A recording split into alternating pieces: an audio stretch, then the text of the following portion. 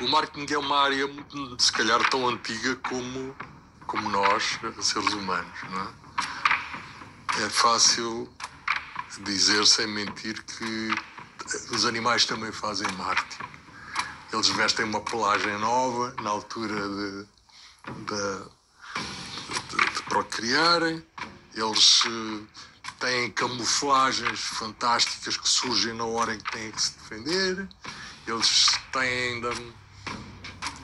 As borboletas têm olhos nas asas, as serpentes têm olhos nas costas, portanto há todo um conjunto de coisas que a natureza tem e que se assemelha muito àquilo que nós designaríamos como marketing. No fundo, trata-se de criar uma determinada impressão com base num determinado comportamento ou numa camuflagem.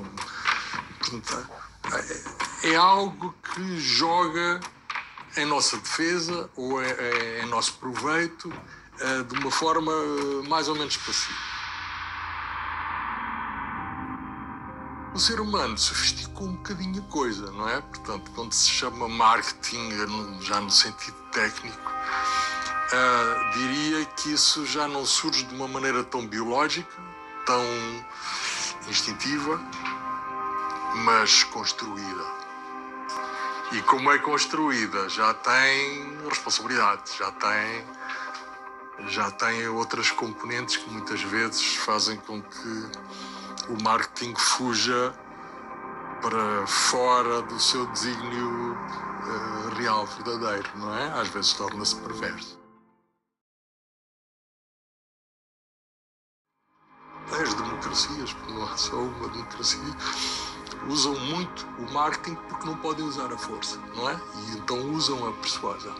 E a persuasão faz-se através do marketing. Também é essa persuasão que se usa na escola.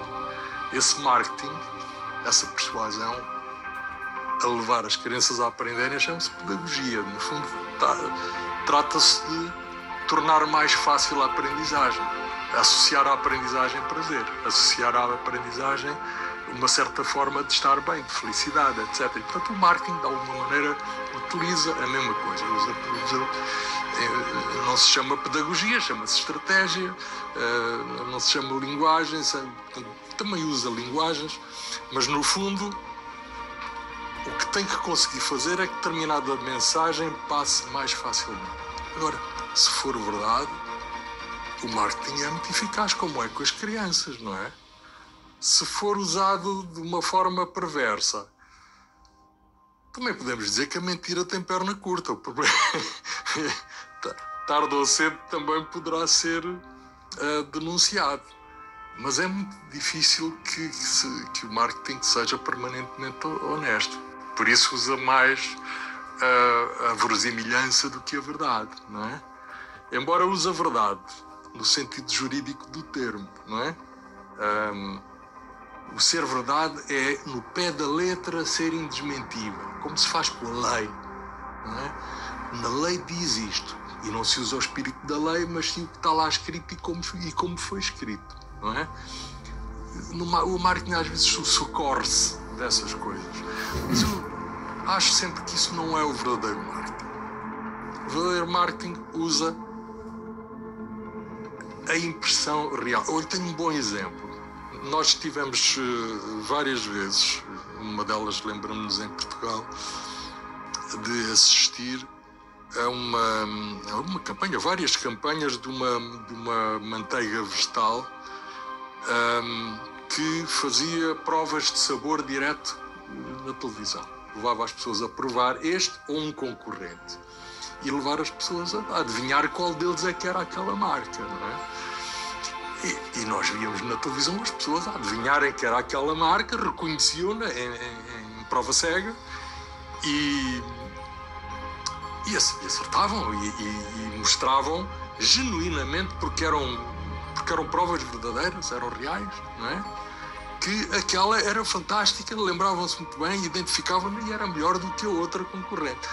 No entanto, o que as pessoas não sabem é que estas provas levavam muitas horas, às vezes dias, a fazer, e das quais se reuniam seleções e só mostrávamos esta, quase que parecia uma estatística. Portanto, apesar de estarmos a dizer a verdade, estávamos a criar uma impressão que não era verdadeira, não é? De que aquela era preferida pela maioria, porque a gente não mostra, os publicitários, eu não fiz parte disso, mas poderia ter feito. Mas o que é verdade é que as pessoas ficam, quando estão a assistir a isto, com uma percepção distorcida da realidade. E, no entanto, tivemos sempre a dizer a verdade. O marketing é, de facto, o aparelho de competências que gere este conjunto de coisas para provocar um determinado resultado, não é? Portanto, é um bocadinho ambíguo, ambivalente, contraditório, mas é também fascinante, é muito interessante. Se tiver, digamos, um bom suporte financeiro, pode ter uma grande vantagem. Na repetição, na colocação da comunicação, consegue ter um efeito hipnótico. E se a própria empresa conferir prestígio aos consumidores, eles são capazes de consumir os seus produtos, mesmo que reconheçam cá muito no fundo que aquilo lhes faz mal. Porquê? Porque lhes confere prestígio. E a afirmação social é poderosíssima, é um apelo muito forte, não é? E depois, essa perversidade nas empresas grandes, eu não posso dizer nomes, mas trabalhei com várias empresas em que tive de perto a percepção muito clara de como é que a manipulação funciona, não é? Na área, trabalhei detergentes durante uma série de anos e houve uma altura em que os detergentes, nomeadamente de louça, começaram a vender a ideia de que a concentração permitia a lavagem de muito mais, não era algo mais pratos, era milhares de pratos mais, não é? E a coisa era provável, era fácil de fazer contas fisicamente, e eu, em determinada altura, achava aquilo curioso porque era perfeitamente possível fazer de uma forma silogística essa prova. Não, podemos mostrar aos próprios consumidores que isto dá, de facto, mais pratos, inclusive permite fazer um conjunto de novas soluções na gestão doméstica. Quer dizer, não. Aí paramos. Porquê? Porque os consumidores são naturalmente overdosers. A empresa não faz deles overdosers. Eles é que são overdosers. Se eles gastarem mais, não faz mal nenhum. Portanto, proibiam-me de ser mais explícito do que determinado nível de coisa. Portanto, só diziam que era mais concentrado e, como era mais concentrado, lavava mais pratos, mas a ideia que era preciso deixar no ar era que, como era mais concentrado, era mais eficaz. Mas não precisam de gastar menos. Podem gastar o mesmo, continuar a gastar o mesmo e, sobretudo, pagarem mais. Quando é criado o personagem Vitinho, foi com base numa estratégia de que tínhamos que, com uma mensagem que seria restrita, nós, entretanto, isto é tudo sempre com o tempo contado, não é? Como sabe. Em que consegue suscetibilizar a mãe, consegue suscetibilizar o médico, consegue suscetibilizar a criança, não é? Consegue suscetibilizar a mãe através da ternura, a criança através da cumplicidade e o médico através da credibilidade da marca que ele transporta. Portanto, isto, quando nasce o Vitinho, ele nasce com esta responsabilidade, com esta carga, não é responsabilidade. Ele traz esta construção, é a forma mais clara de dizer isto. E ele pronto, transforma-se num portador de uma determinada mensagem. Portanto, o Vitinho é aquela simpatia é muito conveniente. Vitinho. Quando a lua acordar, coisas que a vida tem, vai-se o mundo deitar e tu também. Porque estas construções não podem ser construídas de forma artificial, tipo projeto de arquitetura. Têm que ser construídas através da identificação do grupo criativo ou dos criativos envolvidos, com a missão que têm e com a projeção do que são e da sua vida e do seu eu verdadeiro, do seu eu real, não é? O que acontece é que aquele Vitinho é construído e quase involuntariamente com projeções da minha própria vida. Eu tinha uma filha há pouco tempo, eu próprio tinha um fascínio especial que trazia desde a infância, tive na infância, mas que ali se projetou pelo personagem o Huckleberry Finn, e surgiram ali conveniências, porque este miúdo tinha que ter alguma ligação ao produto, tinha que estar ligado aos cereais e, portanto, ao campo, tinha que ter uma vitalidade e que tinha que cumprir, de alguma maneira, ideais, fantasias que as crianças tinham. Portanto, este pormenor dele andar descalço, de trepar às árvores, etc, etc, poderia ser. E o facto de ser do campo para miúdos da cidade é em si também uma fantasia interessante, não é?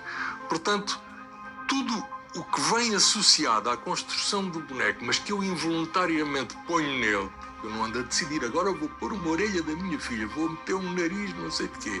Ou, não, isto surge de uma forma amorfa, sem estar muito delineado o que é que lhe estou a pôr. A minha mão decide por aí 90% do que ele tem, mas com esta indução toda que a minha missão traz. Portanto, traz verdade. Não há aqui uma construção artificial, não é? Se ela é conveniente, isso testa-se depois. Olha, giro. Não, isso não. Portanto, isto depois está a ser julgado pelo grupo, não é? Mas quando sai, aquilo tal e qual como a tal margarina, não é? Quando sai é verdadeiro. A triagem é que depois é artificial. A Milupa portuguesa era, porventura, a mais ou das mais importantes de toda a rede. A original era alemã. E, portanto, era uma empresa que não tinha, digamos, uma envergadura financeira, enfim, olhava-se para a Nestlé como, assim, o grande concorrente, mas nem sequer é concorrente, era o gigante, não é? Não é comparável a relação. Acontece é que uma das oportunidades que surgiram foi a de levar o Vitinho a cumprir um papel na televisão pedagógico, de levar as crianças a dormir, mas isto não tem nada a ver com a estratégia inicial da Milupa, tem a ver com uma oportunidade que surgiu quando a televisão estava a tentar ir buscar em characters comerciais a possibilidade de ver financiado, porque a televisão também não entrava com esse dinheiro, tinham que ser as empresas, de ver financiado um filme de marco horário, de pôr as crianças a ir dormir. E então o Vitinho conseguiu ser o escolhido, é quem vai para ali, e esta presença do Vitinho sem marca, na televisão e sem produto, a fazer um papel pedagógico que é absolutamente institucional, não é comercial, transforma o Vitinho e todos os dias, no prime time, não é? Transforma o Vitinho num espetáculo, como é que se diz? Num fenómeno de notoriedade maior do que o da Milupa, não é? Porque da Milupa falava-se apenas a um público restrito e em circunstâncias de consumo também restritas, não é? Cada vez que fazíamos um filme novo, íamos auscultar os miúdos em aulas, na escola, etc. Fazíamos umas reuniões de grupo e soubemos que isso aconteceu muitas vezes. Os miúdos irritavam-se porque quando começava a dar o Vitinho era mau sinal, era sinal que tinham que se deitar. E eu usava essa animosidade para reconverter no filme seguinte algumas formas de induzir as crianças a ir dormir explicitando os benefícios que tinham com isso e mostrando que os animais também vão dormir, a noite, o dia também vai dormir, o sol também vai dormir e, portanto, é natural dormir. Portanto, criava-se toda uma estratégia pedagógica à volta disto no sentido de perceber ou fazer sentir aos miúdos que isso era bom para eles e porventura, saboroso, que lhes trazia alguma felicidade, nomeadamente conceitos como o descanso do guerreiro, que no terceiro filme ele até baixa o chapéu e cruza a perna com ar de que eu estou aqui porque mereço, porque esforcei-me o dia todo para merecer este descanso, não é? Portanto, isso acontecia, mas também era nosso papel filtrar e agarrar nisso e converter num benefício, não é? Até porque todos reconhecemos, e as crianças também, daí a pouco tempo, não é? Depois de algum período de resistência que contávamos e que aparece no filme retratado, portanto as crianças reconhecem que, olha, o Vitinho também tem uma birra, também não quer, portanto aquilo era levado de uma forma que eu acho eficaz.